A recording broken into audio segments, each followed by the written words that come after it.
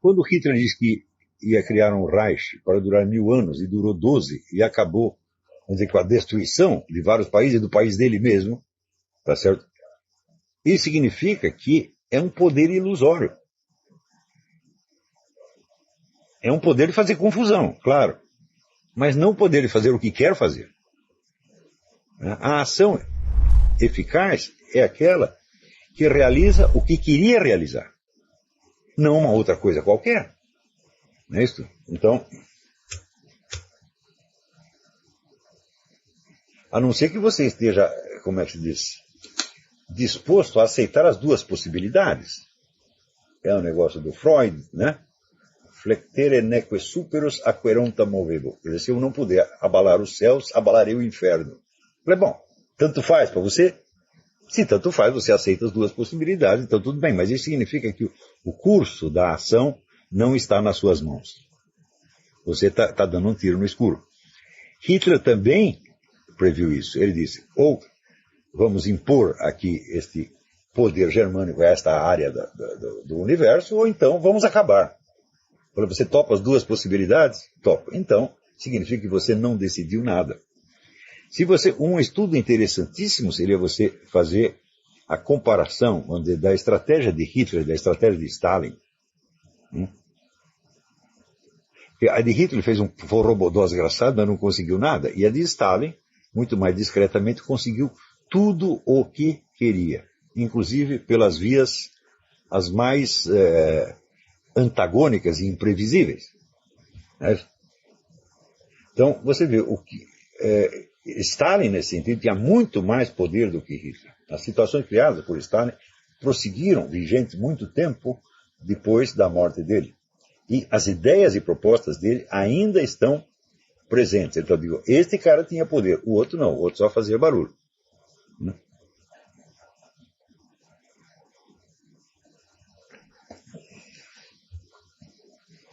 E se você levanta então esse problema do sujeito da história, você precisa ver que muitos livros de história têm um título puramente metonímico.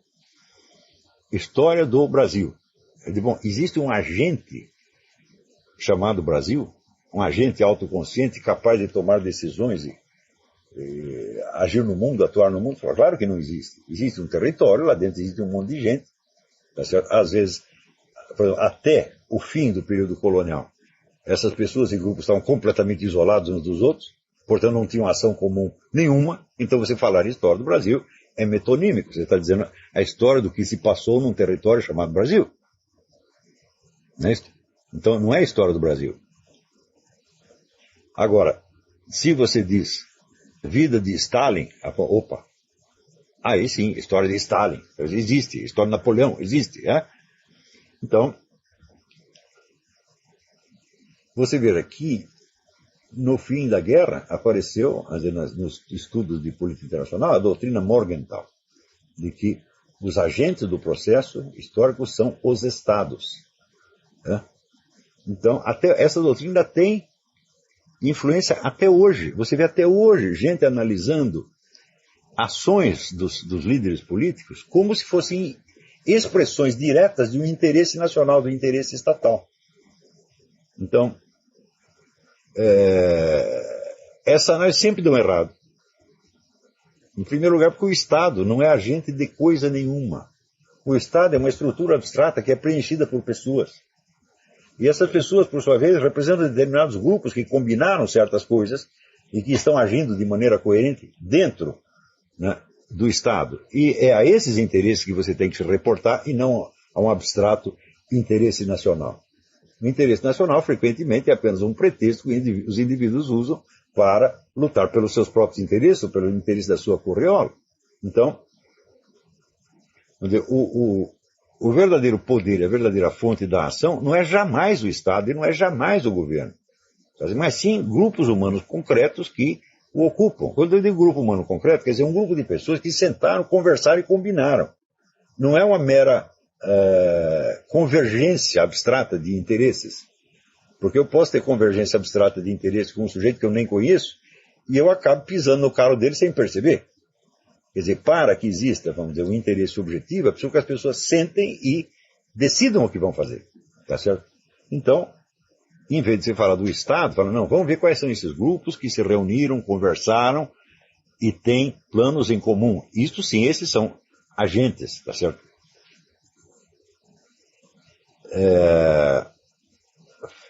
Frequentemente, vamos dizer, esses grupos, eles não vão coincidir com os nomes dos partidos em disputa. Porque o que é um partido?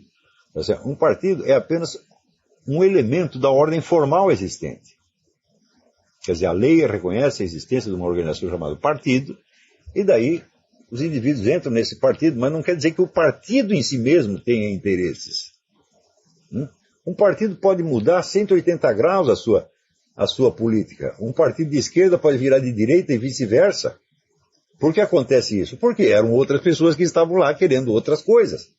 Tá certo? Então, o estudo dessas coisas ele tem que sair dessas, vamos dizer, dessas abstrações, desses nomes genéricos, e se voltar para a investigação de quais eram os grupos humanos efetivamente envolvidos no processo. Por exemplo, quando as pessoas dizem a maçonaria domina o mundo ocidental. Eu falo, você não tem a menor ideia do que é maçonaria. A maçonaria é um saco de gatos. As pessoas vão lá dentro e discutem. Portanto, lá dentro existem grupos em disputa. São estes grupos os verdadeiros agentes. A maçonaria é um meio, é um canal por onde estes grupos acabam exercendo a sua influência. Tá certo? Do mesmo modo que você falar Igreja Católica, não é isso? Eu digo, olha, se você estudar a história dos concílios, você vê que às vezes as divergências lá dentro eram tão grandes que chegava a crime de morte. Esse indivíduo representava o interesse da igreja, entre aspas. Eles achavam que sim, mas na verdade é o interesse de um determinado grupo que estava lutando para dominar aquele canal, aquela instituição, etc. Os nomes das instituições são enormemente enganosos. Para haver uma ação, é preciso haver não apenas uma convergência objetiva de interesse, mas é preciso haver um diálogo e um plano comum. As coisas não acontecem assim, sem mais nem menos. Por exemplo, quando o indivíduo fala, né, fulano representa os interesses da burguesia. Então, tá bem, então você vai me mostrar que os burgueses se reuniram, discutiram os seus interesses, chegaram a uma conclusão e decidiram que iam pagar o seu fulano para representá-lo. É possível uma classe social fazer isso? Eu digo, nunca. Quantas pessoas compõem a burguesia? São milhões. Eles não podem se reunir. Então ninguém representa os interesses da burguesia. Pode representar o interesse de um certo grupo de burgueses, às vezes contra outro, ou contra um outro grupo qualquer. Tá certo? Então tudo isso aí é o abstracionismo, é você pegar nomes de conceitos abstratos e hipostasiá-los, personificá-los como se eles fossem agentes reais do processo. Isso é assim, é um auto-engano, é uma hipnose, porque a pessoa acaba vendo esses grupos. Ela cria um esquema de tipicidade, um tipo ideal, e em seguida vê esse tipo ideal agindo.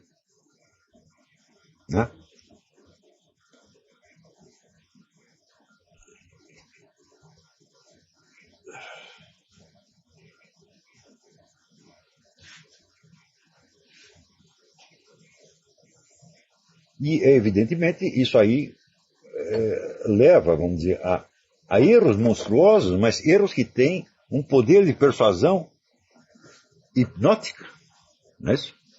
Você vê quando você vê esse pessoal da esquerda hoje discutindo os blogs de direita, eles acreditam que esses blogs representam a burguesia. Mas, na verdade, o dinheiro da burguesia vai para eles. Quando o meu pobre bloguinho, Mídia Sem Básica, recebeu dinheiro da burguesia? Nunca. Quando que eu conversei com algum burguês para saber o que ele queria que eu dissesse? Nunca na minha vida. Tá certo? Então, é uma espécie de sociologia invertida, onde as identidades de classe dos indivíduos aparecem trocadas. Tudo isso é uma alucinação, evidentemente, mas essa alucinação, por sua vez, ela se torna um fator real na dinâmica da ação, porque você ajunta um grupo de pessoas que acredita naquilo e que age em consequência. Assim, a Igreja Católica e o movimento revolucionário, nessa acepção específica, são sujeitos da história, mas não São Francisco nem Lenin. Tá certo? Então, o certo não é a Igreja Católica, o papado. Quer dizer, o Papa é um indivíduo que tem lá suas convicções e ele tem um certo poder sobre um certo número de pessoas e, às vezes, ele consegue controlar a igreja e fazê-la agir no sentido que ele quer, outras vezes não. Então, o certo aqui, a expressão correta, eu mesmo usei a igreja católica, mas está errado. O certo é dizer o papado. O poder realmente decisivo a longo prazo é de ordem sacerdotal ou intelectual. Essa é a coisa mais óbvia do mundo, quer dizer que somente esses têm uma influência de longo prazo.